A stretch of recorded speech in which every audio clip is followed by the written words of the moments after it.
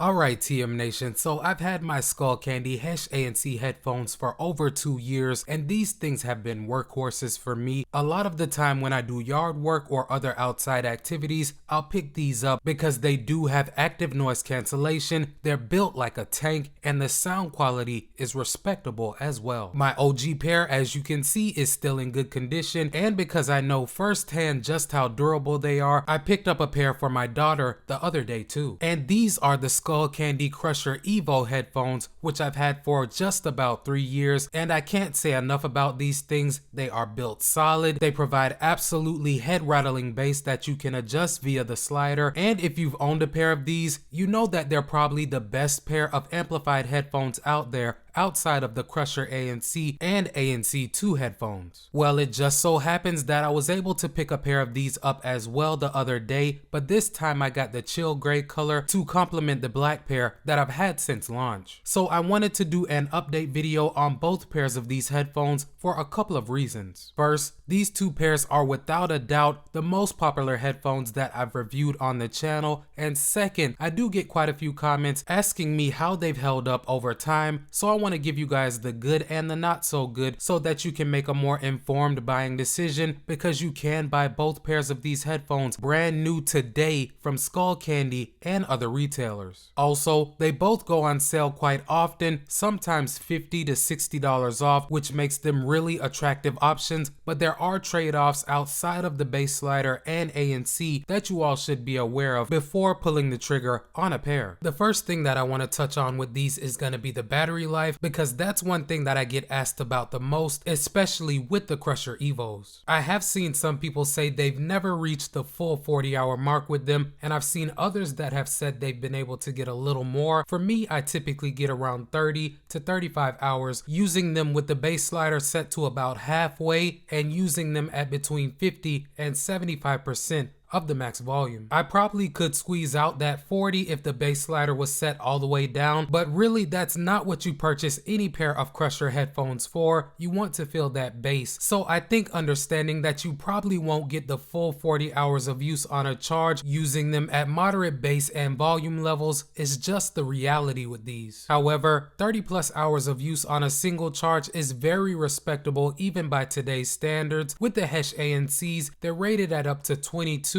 and I have recently averaged between 18 and 20 using them with ANC on most of the time, and between 50 and 75% of the max volume. But if battery life is your main concern, it is worth noting that both pairs do feature quick charging, so if you find yourself in a crunch, 10 minutes of charging will give you about 3 hours of use with the Hesh ANCs and about 4 hours with the Crusher EVOs. Now for the comfort and build quality, the Crusher EVOs do feel slightly more premium than the Hesh ANCs, but both pairs have adequate padding on the headband and the ear cups. I can wear both pairs for several hours at a time without any issues whatsoever, but I will say that the EVOs are noticeably heavier because of the technology involved with amplifying them. Overall, I do prefer the design of the EVOs with the hard buttons that they use in comparison to the rubber material on the Hesh ANCs and the more rounded sides on the ear cups of the EVOs too, but both pairs look fine in my opinion. For Bluetooth connection, like I said earlier, these are slightly older headphones, so they are not using the latest and greatest at 5.0, but I haven't had any major issues with noticeable latency using them to watch YouTube videos on my iOS or Android devices. I will say though that neither pair is going to be the best choice for a hardcore mobile gamer, as they don't come with a low latency gaming mode, but I was able to play Call of Duty Mobile without feeling like I was at a huge disadvantage. One major difference between the Hesh ANCs and the Crusher EVOs is that of course you don't get ANC with the EVOs, but on the other hand you don't get compatibility with the Skullcandy app with the Hesh ANCs. I will get more into the app a little bit later, but touching on the ANC with the Hesh ANCs, it does perform well and it will get the job done for most people. It isn't as refined and well balanced as some of the newer headphones such as the Crusher ANCs or ANC2s, but I have used the Hesh ANCs out in the yard a bunch of times, and they do a good job of reducing most sounds to a level where they're barely audible. Now the ANC with these is not adjustable or adaptive like what you'll get with some other higher end ANC headphones, those, so it's on or off. But like I said, if you're looking for headphones for public transit,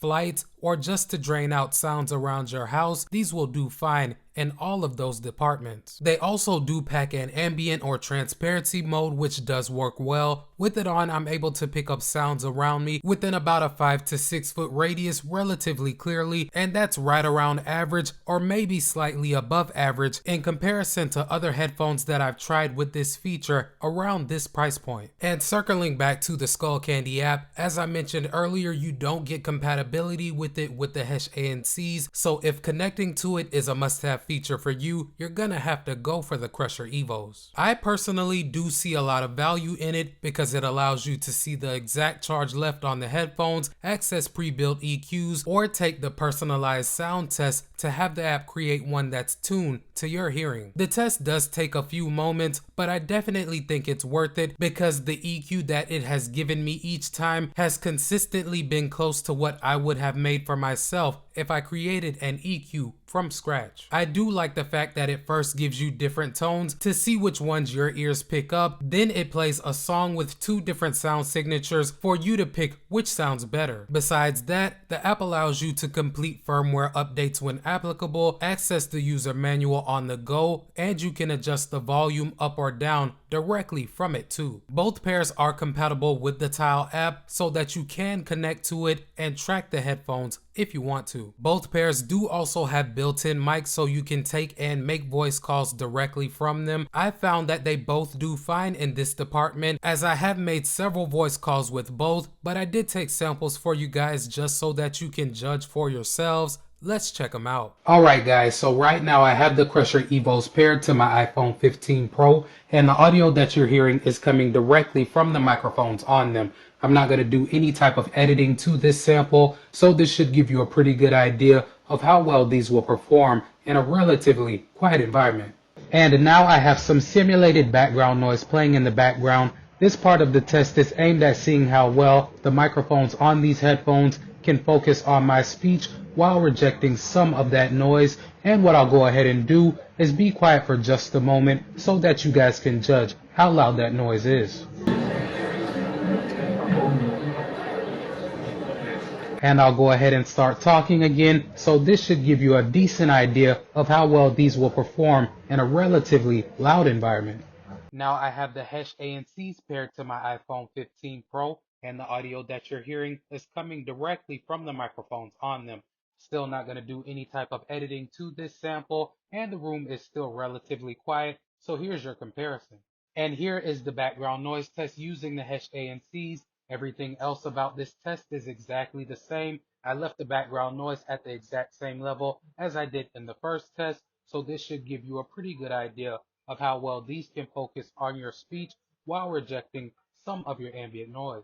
Getting into the sound quality, the biggest difference is gonna be the bass, guys, but there's more to the story than just that. With the Hesh ANCs, how they sound out of the box is pretty much what you have to live with. There is no EQ customization, which may or may not be a deal breaker for you. That being said, they sound good to my ears the way that they're tuned. No, they're not amplified, but it's Skullcandy, guys, so they're gonna pack a good amount of bass. They certainly do provide a nice thump in anything that you listen to with a nice bass line. Besides that, the highs and mids are decent to good. I can hear most of the detail in my music and the vocals come through fine too, but I will say that they don't do the best job with sound separation, so things can get muddy, especially when you crank them up to the higher volumes. But with that being said, guys, there's a reason why these are some of the best selling headphones out there. You can pick them up, turn them on, and enjoy listening to pretty much anything, whether it be podcasts, movies, music of course, audiobooks. I mean, these are just a solid pair of headphones that will do a respectable job no matter what you throw at them. Now the Crusher EVOs take it up a notch with the bass slider and amplification to provide an experience that you can't get with the Hesh ANCs or anything outside of the Crusher line. The subwoofer punch and rumble that these provide is some of the best out there. A lot of people have said that they prefer these to the Crusher ANC and ANC2 headphones, which is quite a statement. The easiest way for me to compare the two is that you get the sound signature of the Hesh ANCs with the EVOs out of the box, but you can tune them to your liking and dial them in even more, then add on the level of bass that you like, from a nice little punch to rattling bass that sounds like a subwoofer in the back of your trunk. For me, I'd take the Crusher EVOs 10 times out of 10 because I can always dial the bass back if I want to, but the Hesh ANCs can't get anywhere close to the low end that the Crusher EVOs provide. So taking everything into consideration, fam, you can usually find the Hesh ANC headphones for around $135, but I've seen them for as low as $100 on different occasions. The Crusher EVOs, on the other hand, usually hover around retail at $200, but I have come across them on sale for $150 a few times. I really don't think that you can go wrong with either pair, but it will come down to if you absolutely need ANC or if you prefer to have the increased battery life, compatibility with the app, and the amplified bass